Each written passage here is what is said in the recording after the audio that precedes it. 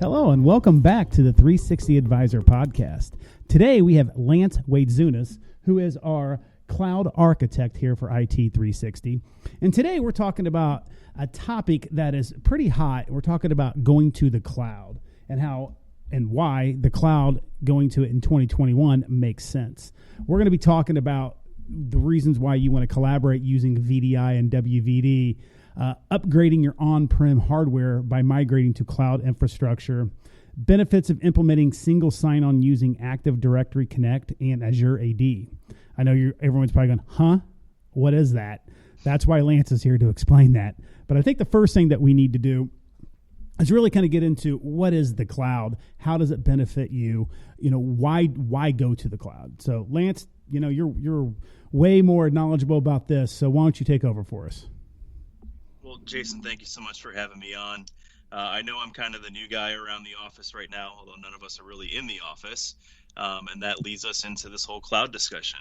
A lot of people are hearing about the cloud and wanting to move to the cloud. It's definitely a buzzword, but really what the cloud is a giant interconnected private data center. You used to be able to rack a server in a data center and you knew where it was and that's where all your servers were. But now we have this technology that has interconnected all of that all over the world. So you've got, we like to build a lot on Microsoft's Azure platform. Amazon has AWS, Amazon Web Services. Google has theirs. Everybody's kind of doing their own flavor. But because a lot of our customers are already in the Microsoft 365 ecosphere, Azure for us has made a lot of sense. So think of the cloud as one big data center where you can put all of your servers, your desktops, your applications, everything. And it's always available because it's so interconnected. If one data center goes down, you've got 25 more that are readily available for you. Okay. Well, that definitely helps explain a little bit more about that. When I go around and talk to a lot of, companies out there and we discuss solutions for their IT, one of the concerns is, well, what about security for the cloud? And what if the internet goes down? Yeah, and that's always a concern. That's one of those things that things have changed a lot over the last few years into, the important thing was having a super powerful computer in your office. And now it's more important to make sure that your data is readily available and that it's fully backed up and you've got good disaster recovery. Ultimately, when a customer transitions from an on-premises setup where all their servers and stuff are in their office over to the cloud, having good internet is a requirement now.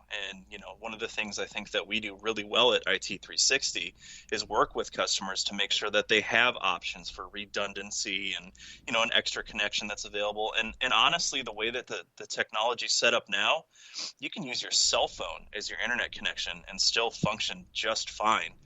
Whereas a couple of years ago, that just wasn't really an option. Yeah, you've explained that to us, and it's taken me, I have a thick skull, so it's taken me a little bit to understand it and figure it out because it's hard for me to fathom, and we'll get into those details a little bit more as we get into this podcast. But so if you're going from an on-prem server-based, everything's, at your office to the cloud, what is expected out of people? Like what's the learning curve? Well, really, there isn't a huge learning curve for the end user. The way that we do things and the way that we're planning all of our implementations and our migrations and whatnot is the end user comes in the morning and they fire their computer up and it looks and feels and drives exactly the way that it did before anything ever got moved. We want to make sure that there's mechanics in place to take a lot of care that, ultimately it's the end user that's using the technology. Sure, somebody else is signing the checks and paying for it and making the decisions, but really the business is run by boots on the ground. And that's the most important thing, is that your experience from Friday to Monday doesn't change at all. That your job is as easy, if not easier to do than it was before. And that, now your technology is available in such a way that it's just always there for you, and it's always going to be on the latest and greatest technology. You don't have to worry about upgrading servers and workstations and all this stuff. It's ready to go when you're. I like to call it Office Anywhere. And it doesn't matter where the office is anymore. It all comes to you. Sure. Now, we've discussed a little bit about hybrid solutions. And I'm sure, our listeners out there have heard that as well, because that's kind of a buzzword too when it comes to the cloud. Can you explain a little bit about what a hybrid situation setup is? And then also, would that be a good step, the first step into going completely cloud-based? So hybrid is definitely a way a lot of businesses are starting to leverage what you can do with cloud computing. One of the big buzzwords that I hear a lot is right-sizing resources, and that's part of the whole hybrid thing. Is you don't need to move everything. If you've got an old server in a closet somewhere in your office, and you've been waiting years to upgrade it because it's going to cost you an arm and a leg, that's when looking into cloud resources and moving, lifting and shifting that infrastructure over might make a lot of sense, because we treat the cloud like a utility. You pay for the gas that comes into your house and what you use, and that's how it works with cloud. If you use resources for 2 hours a day, you pay for 2 hours of usage. You don't pay for a $20,000 server that then sits there doing nothing for the other 22 hours of the day.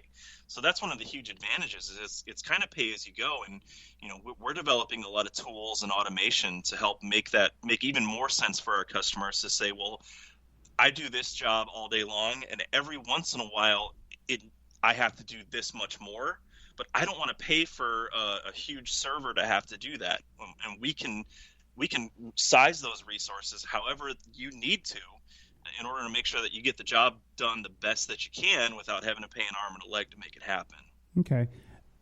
So the one thing that you've been really working diligently on lately is virtual desktops, and so we'll talk a little bit about, the VDIs and WVDs. First of all, tell people what those acronyms mean, because everybody knows in IT world we're acronym heavy. So tell us what VDIs, WVDs, and collaborating, especially for engineering firms, architectural firms, people who need to share a lot of information, can benefit from this. Sure. Ultimately, all of that stuff is a virtual desktop. Right now, most people have a computer or a laptop sitting at home that you log in and you get your desktop.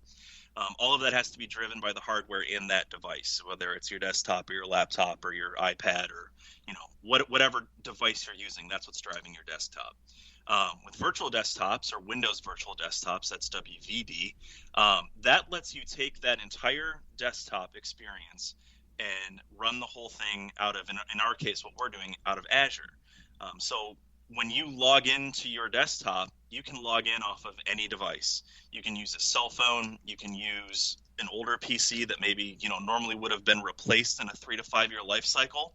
It's one of those things that the hardware inside the computer doesn't matter anymore, because everything that happens for the processing, all of that happens remotely inside of your what's called Windows Virtual Desktop host.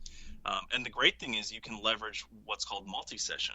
So instead of having an individual machine for every single person, we can put 10, 15, 20 users on a single host, and that lets you really kind of control the cost and the experience per user too, which is a huge advantage, and that's something that Microsoft's only doing in Azure right now. Oh, that's pretty cool. I think from the sales side of things, for me, when I'm talking to some prospects and people are interested and we're working on solutions, going straight to WVD or VDI may not be what's best for them. But I think what's at that time, because a lot of these people have invested hundreds of thousands of dollars in servers and computers, and so that are still great hardware. But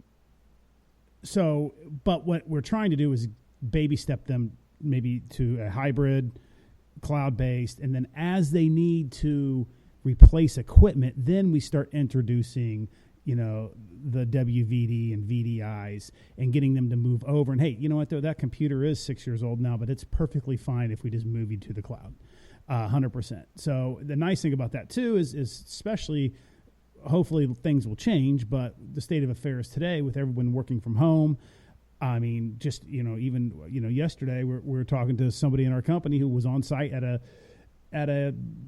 one of our clients and left his laptop there, and he went home and just picked up another laptop and was able to sign in, and it's his desktop right there. So there's a lot of ups to going this way. And it's exciting, and it's only going to get better for everybody. But I think at times it might not be the perfect solution for somebody right this second. But down the road, they will eventually be a perfect solution for them. Would you agree with that? Yeah, absolutely. And I think 2020 taught us a lot, especially in IT, about how agile business really is. And I think a lot of businesses learned that, maybe they weren't quite investing in their technology the way that they could have been to optimize themselves for, the unexpected. My background is typically in data center stuff where, I've spent, hours and days and weeks sometimes setting up these big clusters and doing all this stuff to virtualize servers and whatnot. And it's an ordeal, it's an undertaking, and it's expensive. Working in Azure, for instance, what used to take us weeks to get set up from an infrastructure standpoint, we can roll out in a day. And I mean, that's the thing that businesses need to understand about moving to the cloud. Like you talked about a hybrid setup. You don't need to move everything at once. You might see an opportunity where, like you said, you've got some aging infrastructure that is going to cost you a bunch of money to upgrade. It has to be upgraded, but maybe there's an opportunity there to say, well, why don't I try and leverage something a little bit different, a little bit newer, and something that over time can actually end up saving me money as a business owner. And that's a hybrid setup is something a lot of businesses are going to start doing, especially this year. We talked about 2021 being the year of the cloud. Now's the time to do this stuff because we've seen you never know what's going to happen. And positioning yourself to be more agile and ready to respond to who knows what's next, that's something you can do a lot easier when all of your resources are extremely flexible. Whereas when you're limited by what's in your 42U rack or whatever you've got in your server closet, it is what it is, and it's very expensive and time-consuming to make that stuff change quickly. That's something I've really enjoyed, what we're doing with virtual desktops, is it can happen very quickly and very easily for the end user. Yeah, I think, the other, there's always patches coming out, security patches, software patches. And the biggest thing is, we're behind on our patches because our people don't leave their computers on to have the IT person come in to get it done. Would this cure that solution by being able to just be in the cloud when there comes a patch? You just, do they not have to, leave their computer on and not use it for a while? Like, how does that work? Pretty much patching happens automatically. Because you're not working with traditional infrastructure where there's an end user that's starting and stopping that workstation once a day. Everything can happen sort of in real time, and it's up to the organization. Your setup might be a little bit different. You might delay patches and stuff just to see how it goes. But the nice thing about the way that we can set up infrastructure is you can have validation environments with very little extra cost. So you can see how those things will affect your organization before they go out into production. And it's a big headache sometimes when those Windows patches hit and, all of a sudden all our printers just stopped working for whatever reason. Yeah, I just had I had a Windows update on my PC upstairs, and all my peripherals stopped working. Yeah, that's absolutely going to be a thing of the past. The way that we're setting validation and production up, it lets us basically kind of do a what if. So if I make this change, how's it going to affect the rest of my organization? So instead of your end users being the guinea pigs now, you have the ability to say, okay, well, let's set some infrastructure aside. I'm going to apply this Windows patch and just see what happens. And now it's, I see it had this unintended effect, so I'm not going to roll that patch out. But the nice thing is it all happens automatically behind the scenes, so your users never realize that any of this is going on. Yeah. Well, we wanted to spend a couple minutes on each topic, but, I think cloud and WVD and VDI is a huge topic right now. And I think a lot of people are confused on exactly what it does. And I think a lot of non-technical, somewhat technical, but, people that have not a large technical background have an issue of understanding how can I have this $200 computer pushing what would be a $3,000 computer that's in the cloud, running massive CAD programs without a hiccup.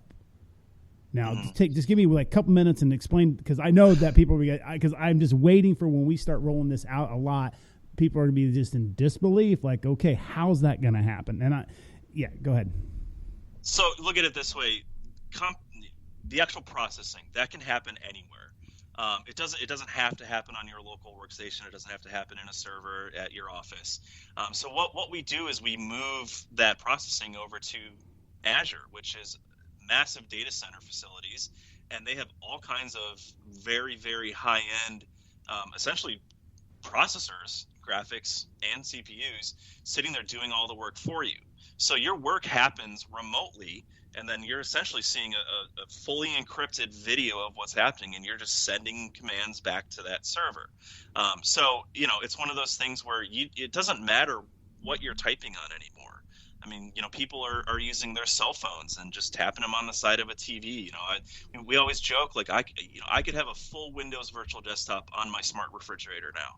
It sounds crazy, but the app is out there, and that's all you need now to have a fully functional workstation that does everything that your desktop or laptop could do. And the best thing is, all of your work goes with you from device to device. So if you start something at the office one day and need to run home to take care of something, you just fire your tablet up, and as soon as you log back in, everything you were working on at the office is with you.